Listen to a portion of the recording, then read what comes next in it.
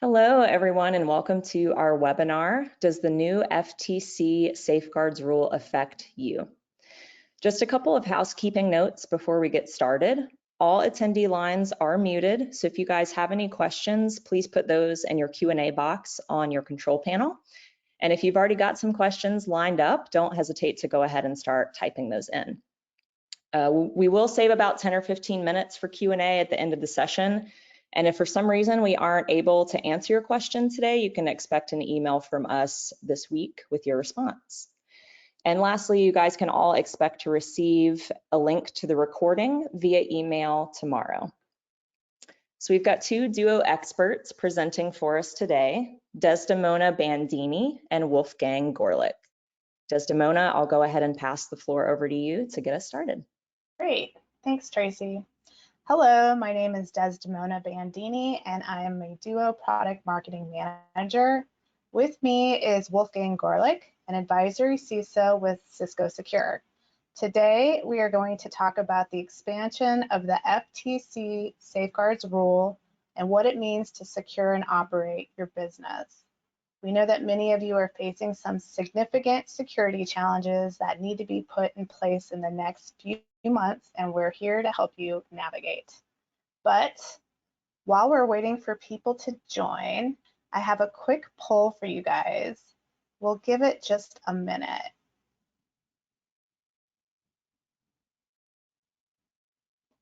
Awesome, and I'll keep monitoring this percentage here and see if we can get around like 75% of people to vote. You've got about 60 right now.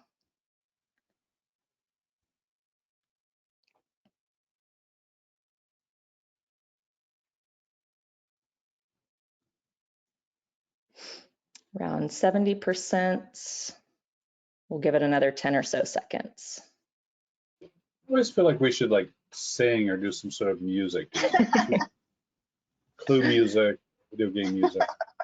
Yeah, the hold music would be nice. Yeah. All right, awesome, guys. We've got over 80% that have voted, so I'll go ahead and close this and we'll see the results. Survey says.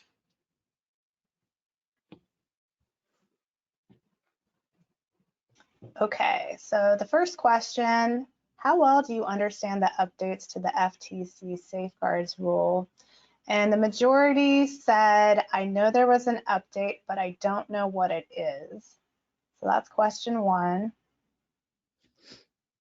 And we'll go to our second question. All right, last one, we'll give it another maybe 30, 45 seconds. Okay. So on the first one, if you don't know what it is, you're in the right spot. For those 2 or 3% of the people who are like, oh, I know exactly all about this. We've got a plan. Thank you in Q&A. I'm sure you'll be stumping us. So this should work out well. This should work out well.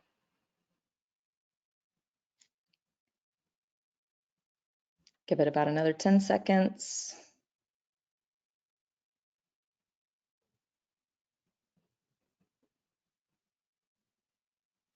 All right, we'll go ahead and share these results.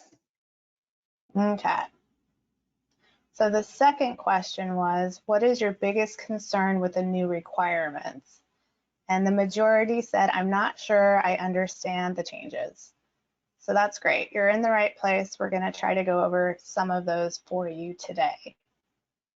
Okay, let's start.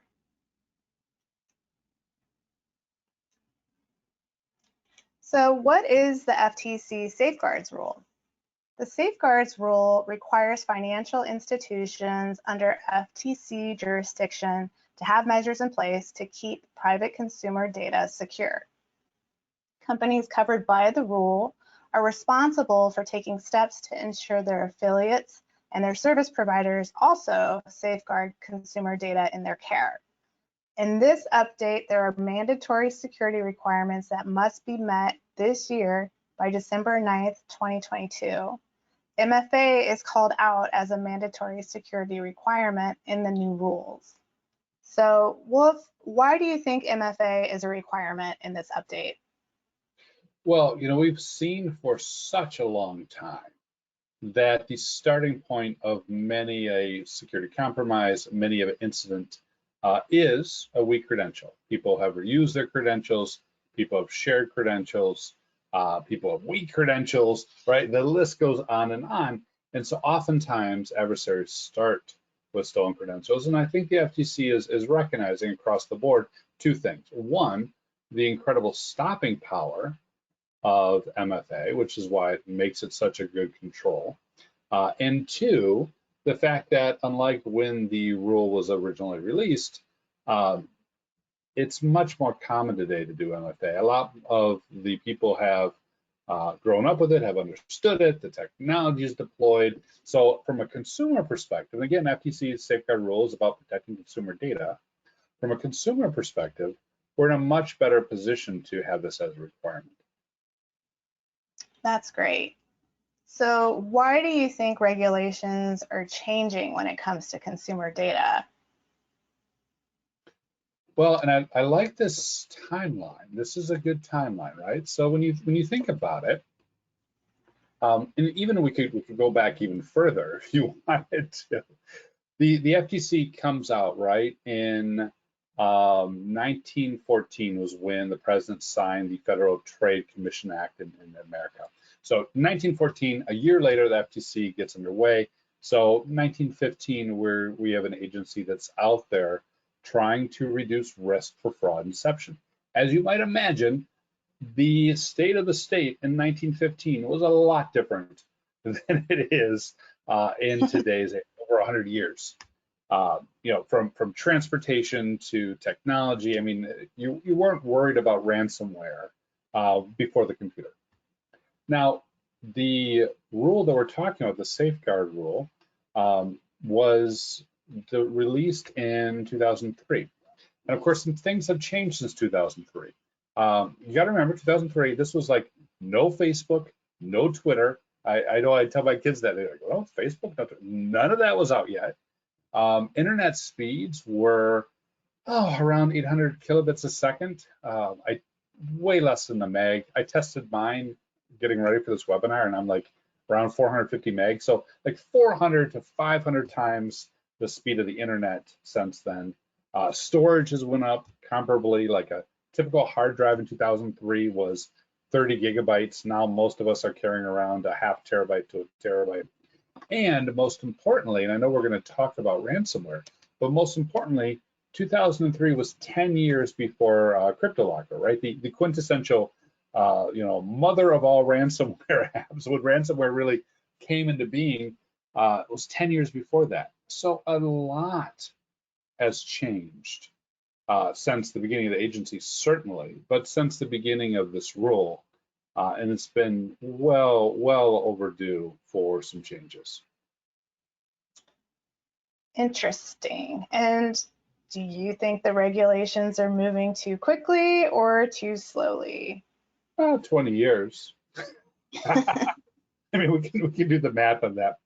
The thing is, with any government agency, really with any compliance or regulation, you've got to balance dealing with what is the primary drivers of fraud and risk, and not overreacting, right? Not undershooting, because these types of rules, as we know, as we're all here to learn, as we're all going to be scrambling in the next several months, as we know, these types of changes have a lot of impact on organizations. So is it too fast or is it too slow? You could argue it both ways. I like to think that the fact we are making progress is definitely a good sign. And the fact that we haven't put on too many demands with an annual change, or if you're in the PCI payment industry, you know what that's like. Every couple of years, I have to redo everything. I'm glad it's not too fast. That's awesome. Well, let's check out what is considered a financial institution now. So typical financial institutions like banks or credit unions fall under the Securities and Exchange Commission's jurisdiction, and the rest fall under the FTC. The types of organization this rule applies to are pretty varied and consist of companies that may not be an obvious target. Some financial institutions some non-financial institutions that do financial transactions are considered financial institutions in this ruling and fall under FTC jurisdiction. Wolf, can you talk a little bit about how the cybersecurity plane has shifted in recent years? It used to be not necessarily good practice, but common practice to say, we're too small. We don't need to worry about getting compromised. It used to be true that a lot of the adversarial actions were going after large companies. Why? Because how were you making money? You were making money by stealing consumer data, usually in the form of credit cards, until that market got tapped. Why did that get tapped? Because too many credit cards were stolen. So you're getting monetary rewards from a criminal perspective, going after credit cards or health information. And who had that? The organizations that were bigger, the financial services firms that were larger. As we've shifted to let me steal your data and sell it to someone else, to let me steal your data and sell it to you. And I should clarify, I'm saying me as a criminal, not me, Wolf. I'm not out there. Please don't blow up the chat. Why are you stealing my data? Not me, but as we've shifted from that mentality from a criminal perspective, likewise, what that's meant is agencies and organizations that have never had to really think about this are now right in the bullseye.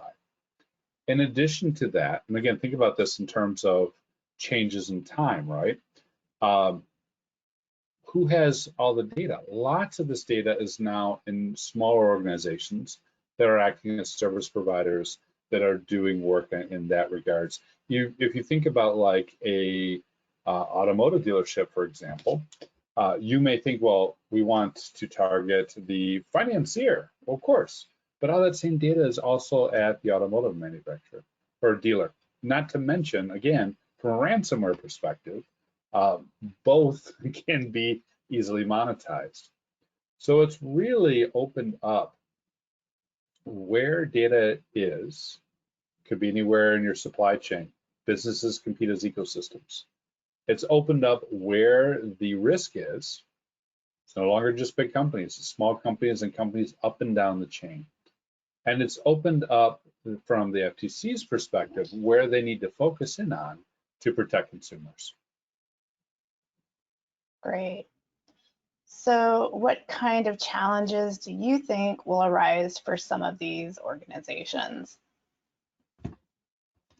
Well, it depends on the organization, right? Do you have staff? Do you have time? Do you have resources?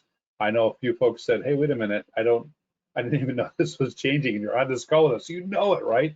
Trying to keep up with all the different changes is a full-time job in and of itself.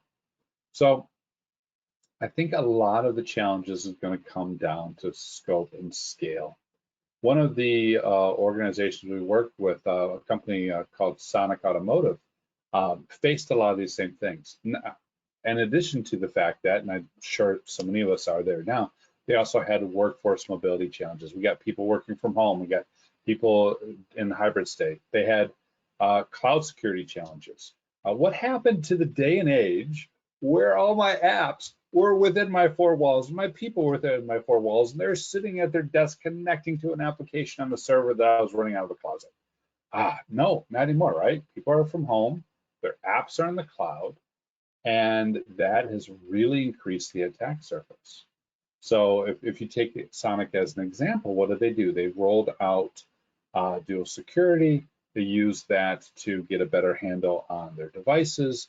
They use that to protect the SaaS applications. They use that to meet some of these requirements we're talking about today, and do it in a way that really positions them not only to meet the letter of the law, but also the spirit of the law by increasing and moving towards controls and modern security architecture techniques like zero trust.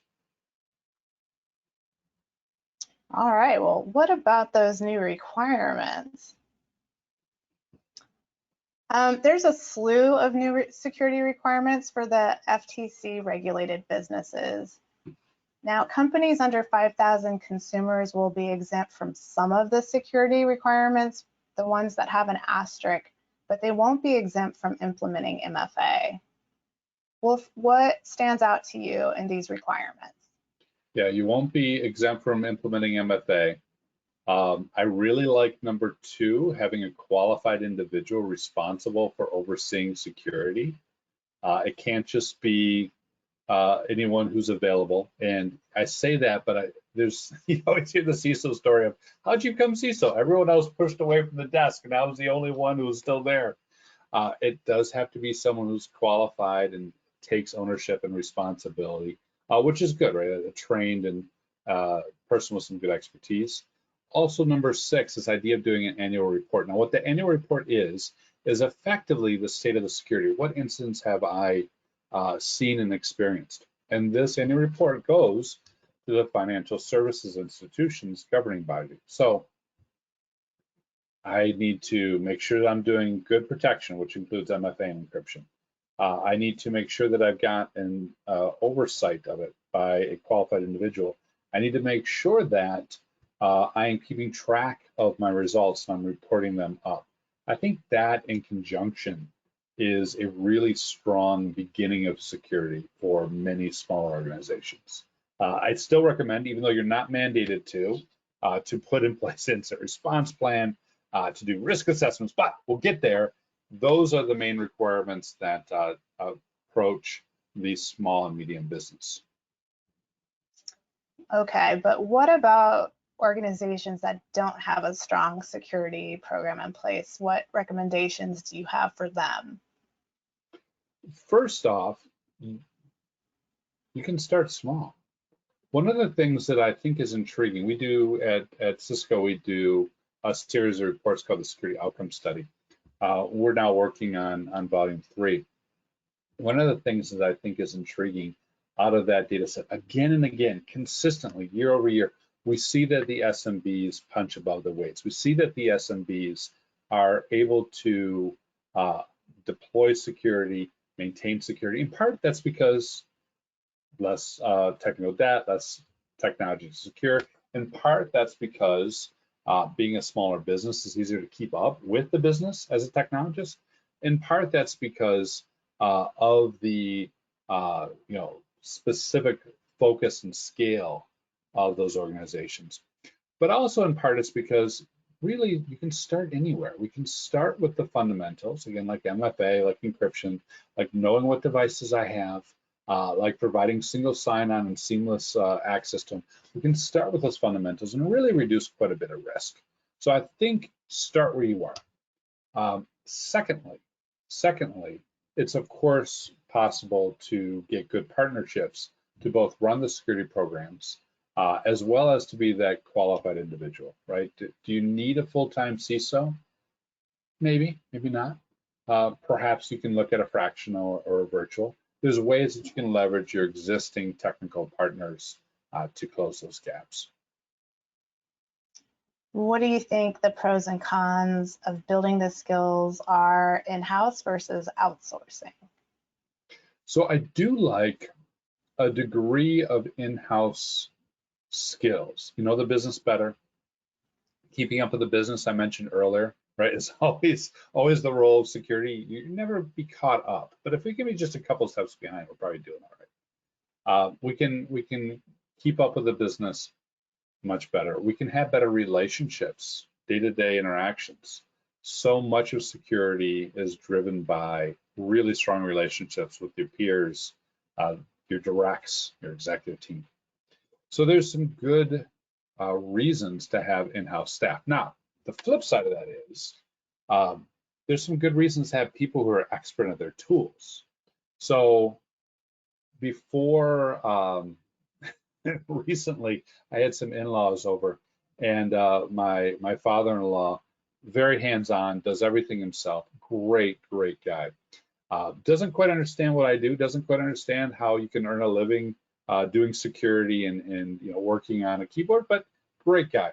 But he was asking me, he's like, why did you have all these contracts? This guy had people who were fixing this, fixing that, trimming the bushes, those sort of things. Why? Well, some of that I could do myself, absolutely, but I'd rather be here talking with you guys. How would I have time to be researching the FTC rule if I was doing it all myself? So Some of it certainly I could do myself. And also though, some of it they're just better at. You know, they're better at doing certain tasks. So I think it's important to look at all the tasks of cybersecurity, not only for this rule, but just in general. Figure out what rules or what roles are best served in-house. There's going to be some of them, again, internally facing, people who know the people, building relationships, those sort of things. What could be done in-house, but probably could be done externally so that we could free up time for that person to be working on more important, more impactful tasks. So that's bucket 2. And bucket 3 is what are the things we just really should outsource to a provider who has those skills rather than growing them in-house. If you look at across those 3 buckets, you can line up the right person with the right job, and you can get a lot of these things done in the right way. Yeah, it sounds like managed service providers could be an option. Who should consider using one? Yeah, so managed service providers in general on the IT side, or managed security service providers if you want to have a specific provider.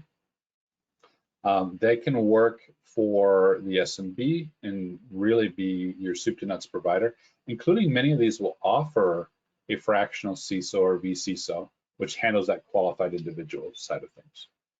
So on the small side, a provider who can handle it all. On the larger side, again, you may want someone who's doing 24/7 monitoring and not want to have to bring that in and build that out.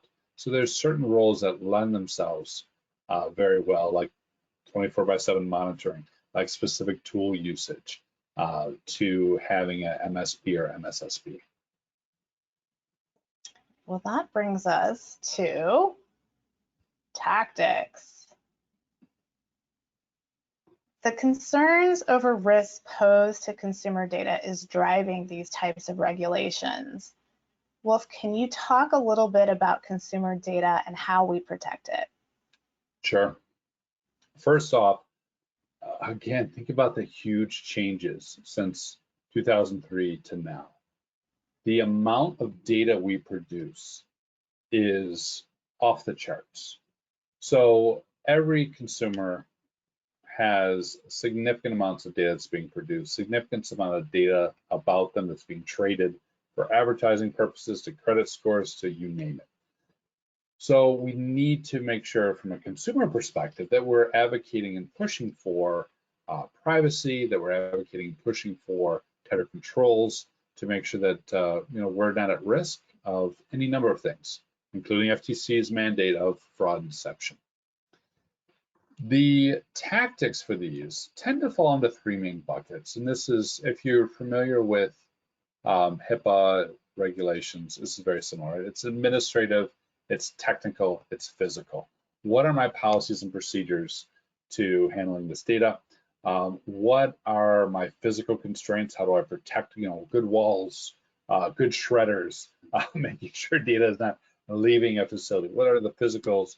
And then the technical side, which is really what we're looking at here with device trust and multi-factor, with encrypted connections to our applications, with continuous trusted access. So once we've got my employee connected up to my app on my device, if anything happens, right, if they get infected or their computer gets compromised or anything along those lines, their security settings or posture changes, we can react and respond and remove that access to protect that consumer data.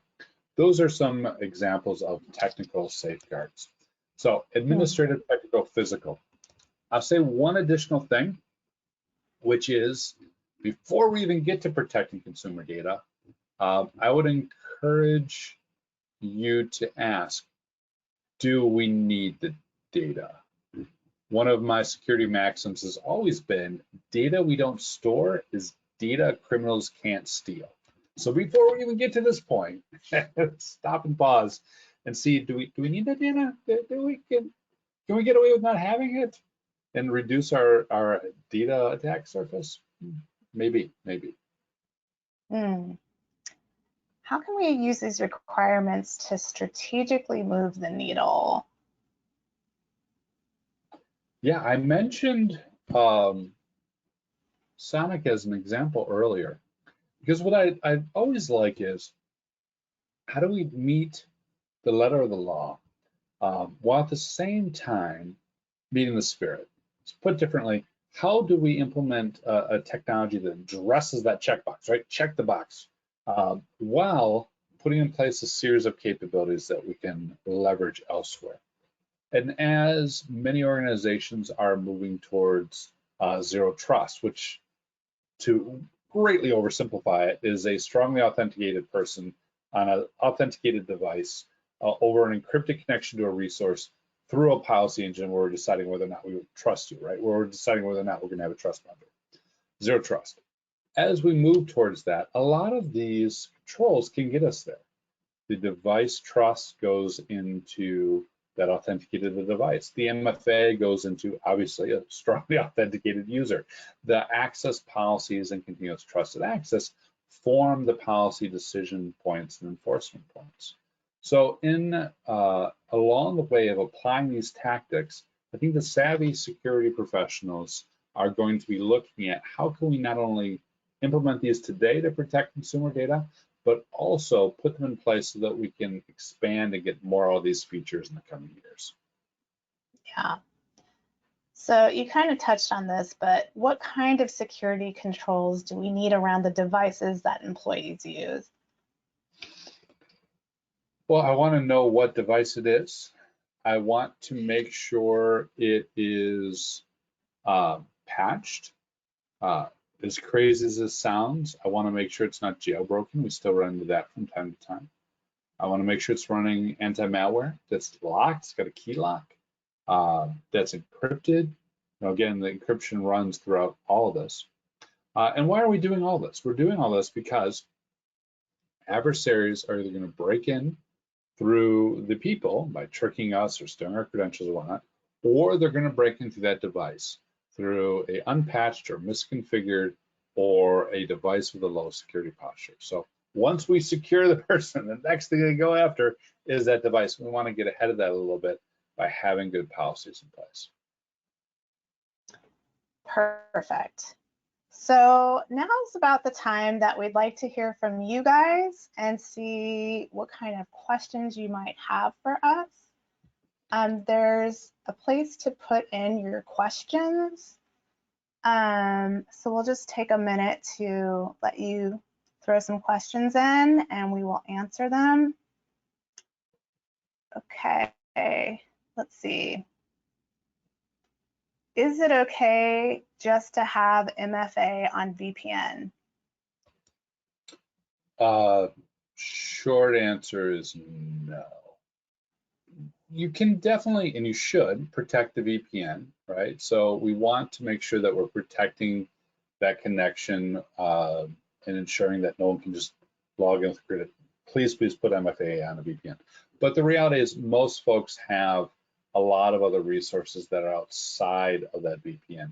You don't necessarily have everyone running into a VPN and then going back out the internet with what we used to call a hairpin turn to get to a resource. So think about things like Office 365, Microsoft 365, the SharePoint and email services. Think about things like core applications like Salesforce. There's a lot of applications that are cloud first and are delivered over SaaS. We also want to make sure that we've got MFA on those. So anything your users can get to externally is where we want to have multi-factor first. And then also once you get that in place, I would look to anywhere people can get to internally. Yeah. What happens if my company is out of compliance? Well, there is fees. There's always fees and penalties with this. So companies in violation of the FTC will get fined, and according to the rule, you can be subject up to monetary penalties of around $43,000 per violation per day. So that can add up very quickly. Yeah. So the deadline's December 9th of this year. How fast can MFA be implemented? Well, pretty fast. It depends, of course, on how many applications and how much complexity you have. Most folks can roll out for the core applications in a matter of days. There will, of course, be a transition period and training period and onboarding period. So it really does depend on your organization's culture and your tech stack. But it should not take between now and December. It should be like December 8th, you're finally wrapping it up if you get started soon. Think more in terms of days to weeks than months to quarters. Here's one. I don't have the staff to implement MFA. Are there resources to assist me? Yeah, absolutely. That falls into one of those buckets, right? Like, could you do it? It's generally pretty easy. Is your time perhaps better used elsewhere? Yeah, probably. Or perhaps you've got a situation where could you do it? I don't know. It's a pretty complicated system. You do definitely need that help. So if you are in those camps, you'll want to look at some advisory services. If you've got Duo Care, that's always a good option. Duo Care can help get it up and configured and plot that out. If you want someone else to manage and set it up, you can, of course, reach out to Duocom. They can put you in touch with a managed service provider. Back to what we were saying earlier, right? What belongs to the MSP? What belongs internally? If you decide that this belongs with an MSP, you can definitely reach out to Duo and we can connect you with some of our MSP partners. Great, let's see. I have questions on how to be compliant. Who can help me?